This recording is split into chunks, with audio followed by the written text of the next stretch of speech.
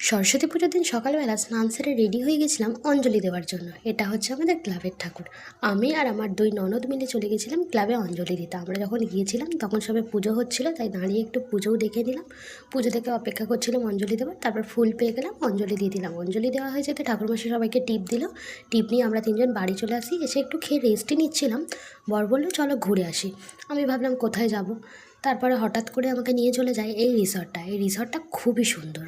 এইটা কোলাঘাটের ওইদিকে রিসর্টটার নামটা আমার ঠিক মনে নেই, কিন্তু রিসর্টটা খুবই দারুণ।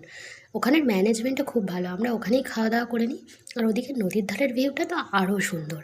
নদীর ধারের ভিউটা থেকে যেন আসতেই ইচ্ছা করছিল। সব থেকে ভালো লাগে ওইখানে গোধূলি বেলাটা। এখানে একটা মন্দিরও ছিল।